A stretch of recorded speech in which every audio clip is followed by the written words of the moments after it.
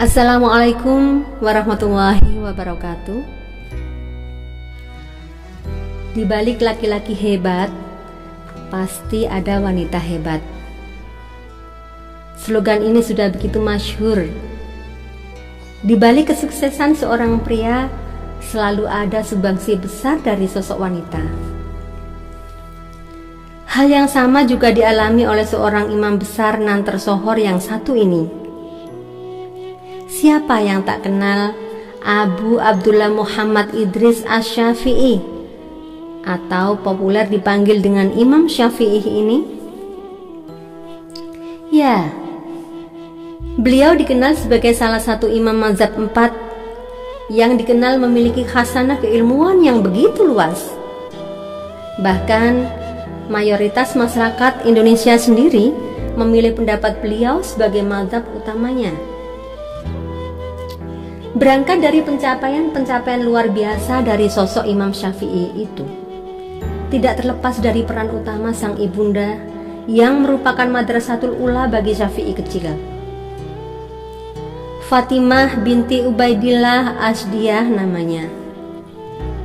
Beliau berasal dari suku Al-Ashd Yaman. Garis keturunan beliau masih bersambung dengan Rasulullah SAW dari jalur Ubaidillah bin Hasan bin Husain bin Ali bin Abi Thalib. Sejak bayi, Syafi'i kecil telah ia didik dan besarkan sendirian. Suaminya, Idris bin Abbas bin Usama bin Syafi'i, telah meninggal dunia saat Syafi'i berusia 2 tahun, tanpa meninggalkan sedikit harta pun untuk diwarisi.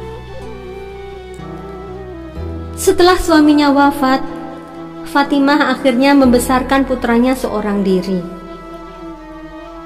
Pada saat itu, ia kemudian berinisiatif hijrah dari Gaza, Palestina, yang merupakan kampung halaman suaminya, menuju Mekah. Dengan maksud mempertemukan kembali Syafi'i dengan keluarga besarnya yang berasal dari suku Quraisy. Tidak cukup sampai di situ, ternyata Fatimah juga mengirim anaknya ke sebuah suku yang bernama Hudzail di kota Mekah untuk belajar bahasa Arab murni. Dalam riwayatnya, suku ini begitu terkenal dengan bahasanya yang fasih pada zaman itu. Hal ini akhirnya memberikan efek yang sangat besar pada diri Syafi'i ketika ia dewasa. Seperti yang kita ketahui, Syafi'i bukan hanya masyhur dalam segi ketinggian ilmu agamanya, akan tetapi beliau juga terkenal lewat bait syair puisinya yang indah. Menjadi seorang single parent serta hidup dengan serba kekurangan dari segi material, tidak lantas menyurutkan impian dan semangat Fatimah yang dikenal cerdas untuk mendidik Syafi'i menjadi seorang alim dalam ilmu pengetahuan. Upaya-upaya ini bahkan sudah diterapkan oleh Fatimah sejak Imam Syafi'i masih dalam kandungan. Termasuk salah satunya adalah benar-benar menjaga kehalalan nafkah yang ia berikan kepada Syafi'i sejak putranya tersebut masih berada di dalam rahimnya. Ia bahkan tak ingin secuil subhat pun menyentuh ujung kuku Syafi'i. Menurut Fatimah, untuk membina sesuatu yang baik pada seorang anak harus sudah dibiasakan semenjak anak tersebut berada di dalam kandungan. Suatu ketika, Fatimah meminta Syafi'i melanjutkan menuntut ilmu ke luar kota. "Nak, pergilah menuntut ilmu untuk jihad di jalan Allah Subhanahu wa Ta'ala. Kelak kita bertemu di akhirat saja," katanya. Syafi'i pun berangkat dari Makkah menuju Madinah, belajar kepada Imam Malik. Tak cukup hanya itu, Syafi'i juga belajar ke Irak. Di Irak, Syafi'i bukan hanya 1 atau 2 tahun, karena ia tidak berani pulang ke rumah. Ketika ingin pulang, ia teringat pesan ibundanya, sehingga sebelum ada izin dari ibunya, beliau tidak berani pulang. Di Irak, ia menjadi orang ulama besar Sampai pada suatu ketika, ada sebuah majelis ilmu di Masjidil Haram.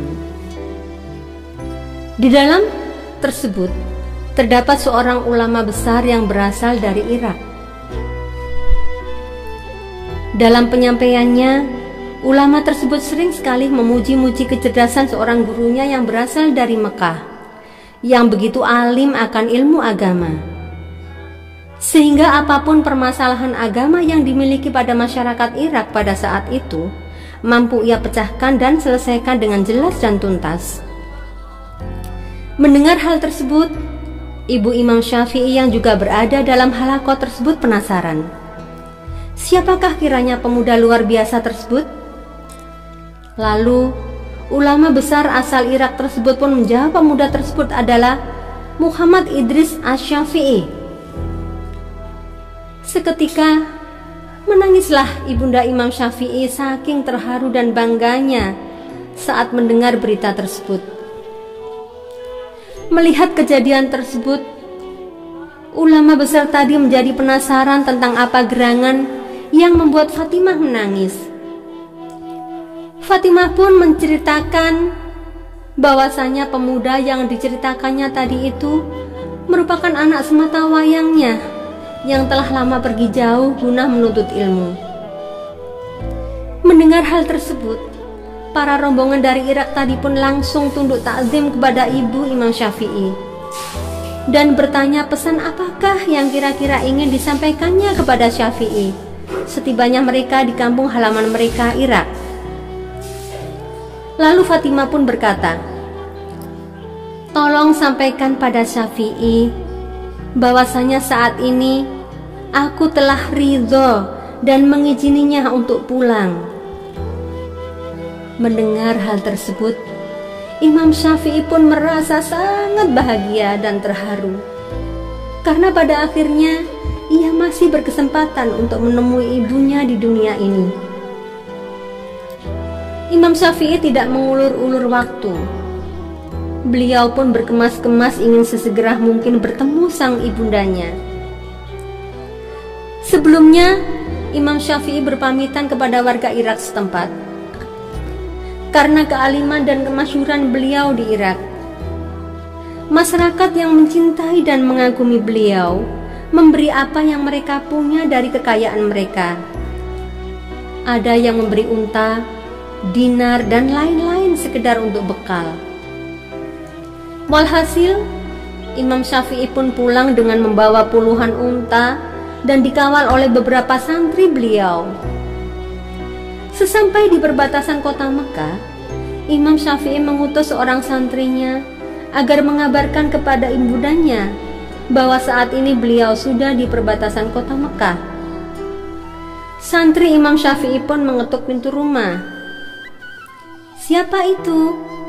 tanya ibunda Imam Syafi'i. "Saya santri Imam Syafi'i yang diutus beliau mengabarkan kepada ibu bahwa beliau sekarang sudah berada di perbatasan kota Mekah," jawab sang santri. Lalu ibunda Imam Syafi'i berkata, "Syafi'i membawa apa?" Dengan bangga si santri menjawab, "Beliau membawa puluhan unta dan harta lainnya." Mendengar penuturan santri yang polos itu, ibunda Imam Syafi'i menutup pintunya sambil berkata, "Aku menyuruh Syafi'i ke Irak bukan untuk mencari dunia. Beritahu kepada Syafi'i bahwa dia tidak boleh pulang ke rumah." Si santri gemetar dan berkata kepada Imam Syafi'i, "Wahai Imam, ibunda Anda marah dan menyuruh Anda untuk tidak boleh pulang ke rumah." "Mengapa bisa demikian?" kata Imam Syafi'i. "Wahai Imam, sesungguhnya ibunda Anda bertanya, Syafi'i membawa apa? Kemudian aku berkata, Imam Syafi'i membawa puluhan unta dan kekayaan lainnya. Sungguh kesalahan besar darimu jika engkau menganggap ibundaku akan bahagia dengan harta yang kubawa ini. Baiklah, sekarang kumpulkan orang Mekah dan bagikan semua unta dan kekayaan lainnya pada penduduk Mekah, dan sisakan kitabku. Setelah itu kabarkan lagi kepada ibuku, ujar Imam Syafi'i kepada santrinya. Santri Imam Syafi'i itu pun menurut apa yang diperintahkan oleh gurunya. Lantas ia kembali ke rumah Imam Syafi'i untuk menemui ibunda beliau.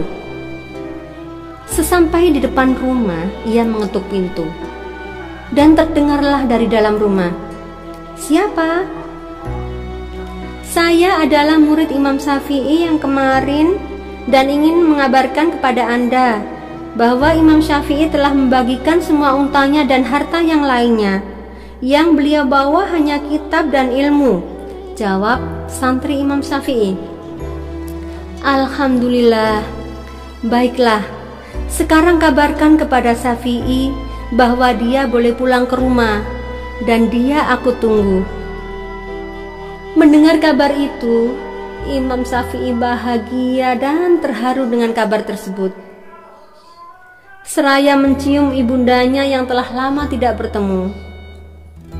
Mudah-mudahan menjadi inspirasi buat kita semuanya. Amin ya Rabbal Alamin.